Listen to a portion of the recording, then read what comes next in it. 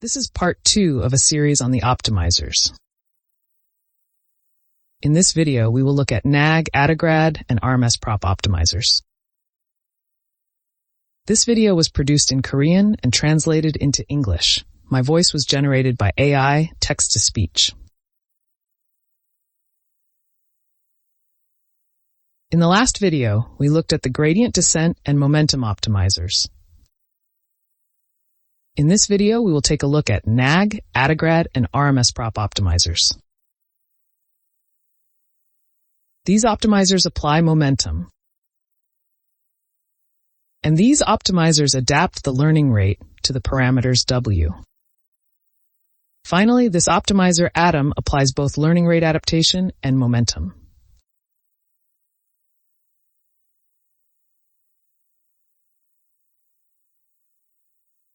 Now let's look at Nesterov Accelerated Gradient Optimizer, shortly NAG.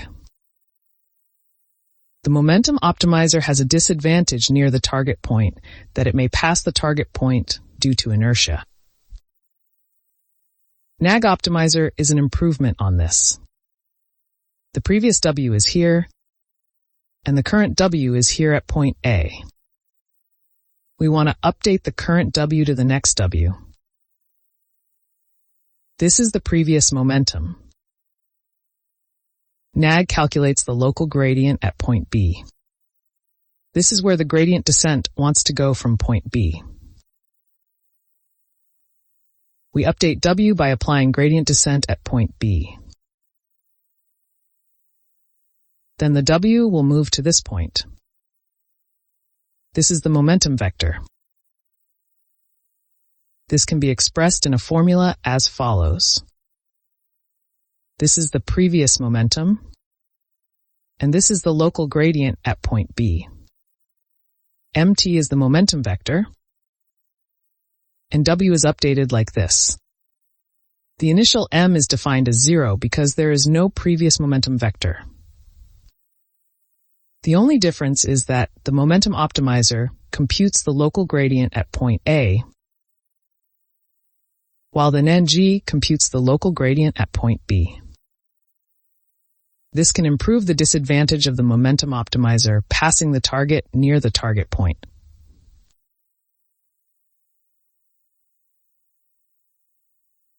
Let's find out why through this figure. These are the contour lines of the loss function, and this is the target point, which is the minimum point of the loss function. Let's say the current W is at this point. In the momentum optimizer, the local gradient will be directed towards the target point. And the momentum is going in this direction. So the next W will be at this point. At this point too, the local gradient is pointed towards the target point. And the momentum is directed in this direction. So W will move to this point. In this way, the momentum optimizer circles around the target and reaches the target point.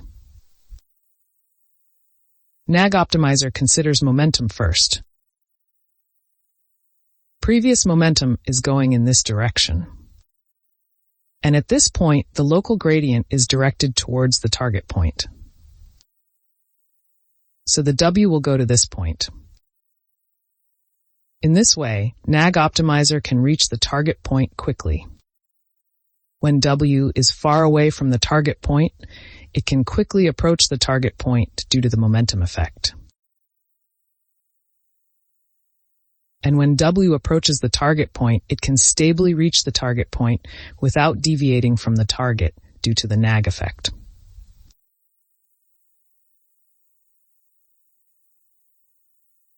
Next, let's look at the adaptive gradient optimizer.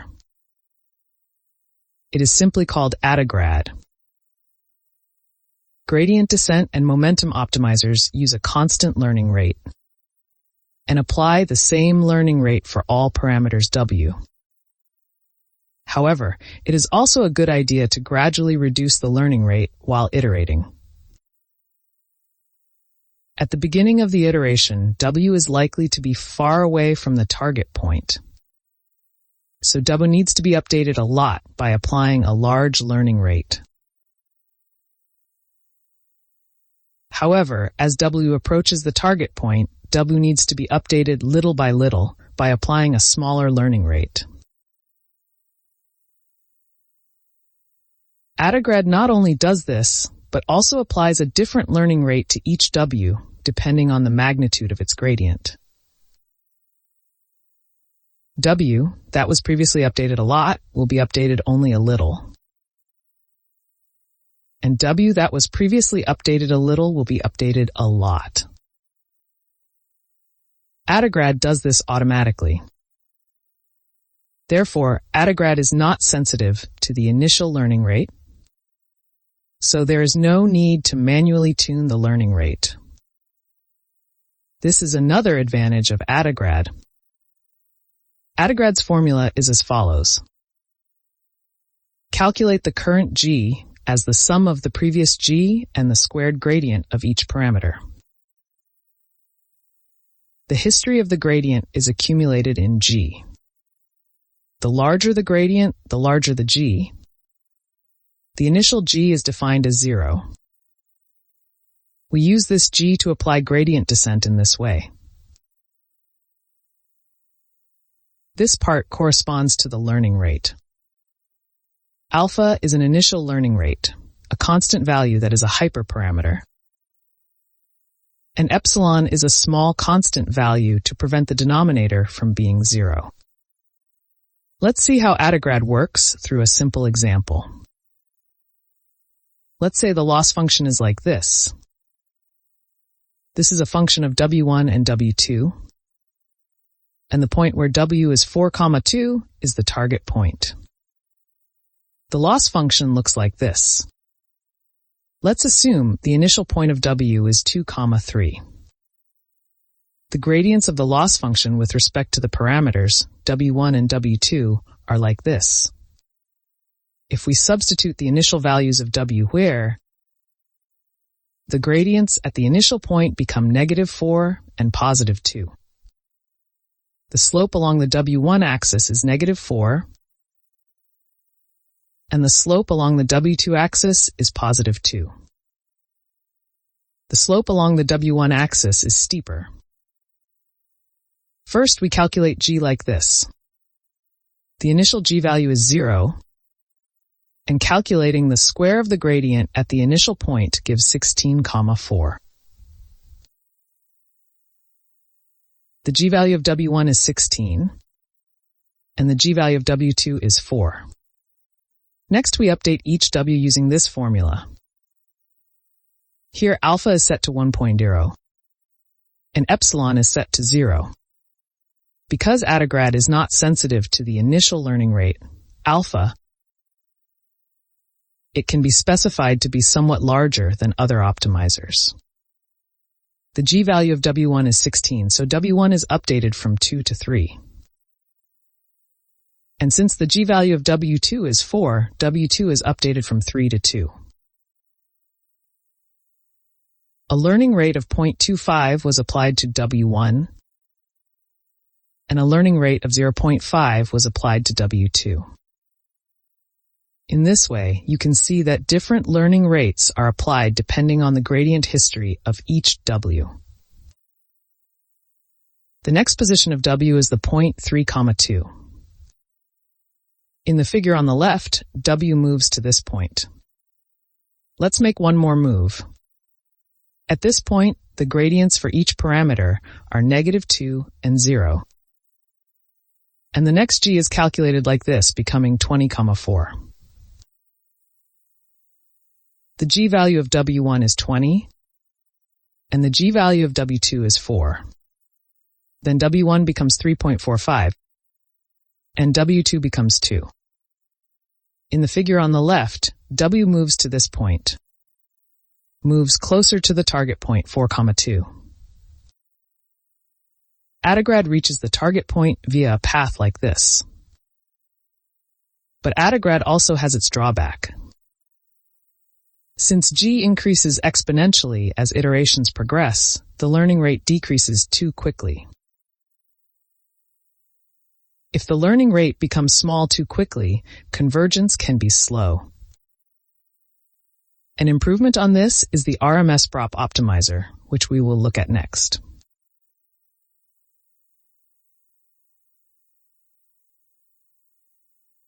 Let's compare the paths to the target point of gradient descent, momentum, and Adagrad optimizers. The learning rates were all set to the same 0.8. This is what the loss function looks like. The slope is gentle along the W1 axis, and the slope is steep along the W2 axis. As seen in the previous video, the paths to the target point of gradient descent and momentum optimizers are as follows. Gradient descent optimizer produces a lot of zigzag oscillations, but momentum optimizer reduces these oscillations significantly. The path of Adagrad is like this. Even if you do not use a momentum, you can reach the target point through a stable path, because the learning rate gets smaller as you get closer to the target.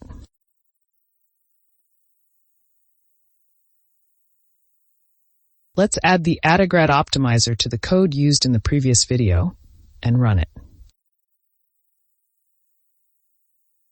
First, the results of gradient descent are like this.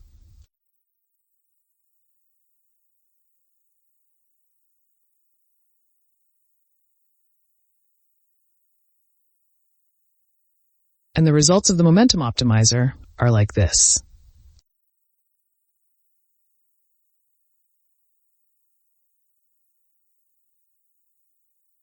Finally, the results of Adagrad are like this.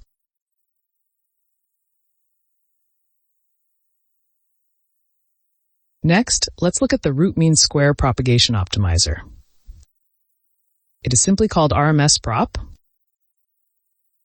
RMSprop improves the Adagrad's disadvantage of the learning rate decreasing too quickly.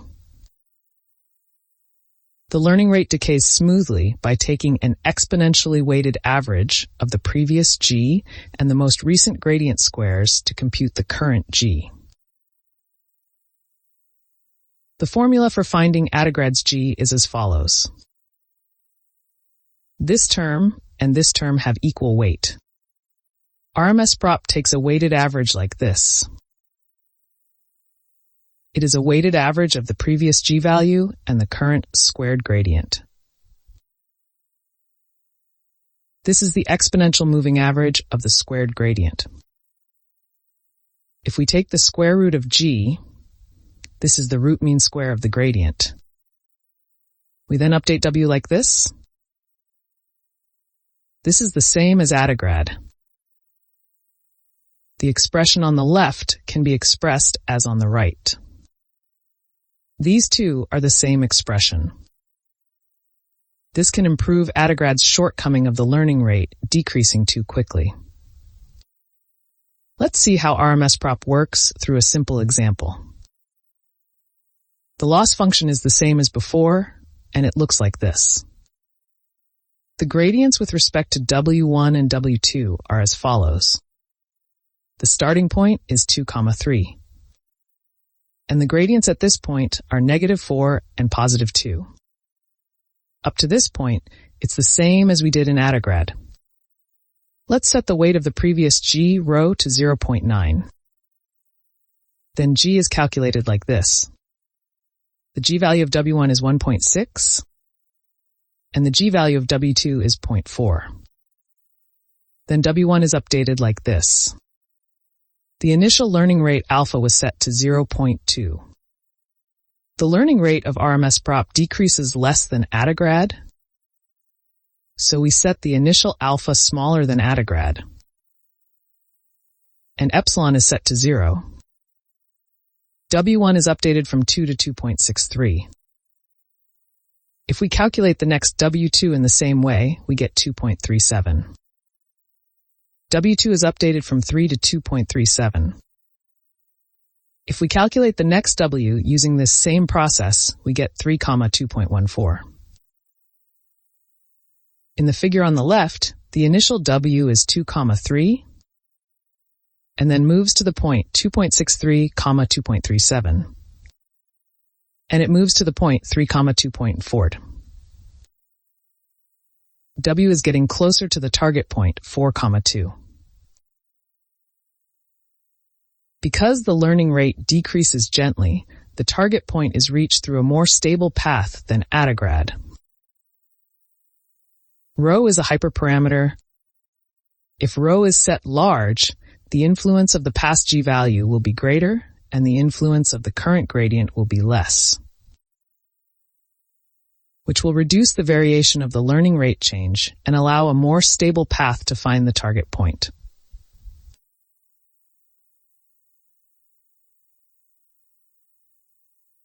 Let's check the path of RMSprop through code. We set the initial learning rate to 0.2. We need to set the initial learning rate smaller than Adagrad because the learning rate does not decrease much. The rho is set to 0.9. Let's check the results. The results are as follows. This time, let's lower the rho to 0.1. This makes the influence of past g value small and the influence of current gradient large. Let's check the results. You can see that the path becomes a bit unstable like this.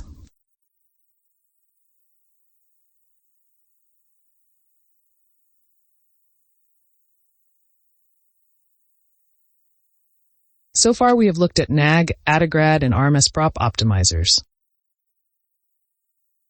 In the next video, we will look at the Ada delta and Atom optimizers.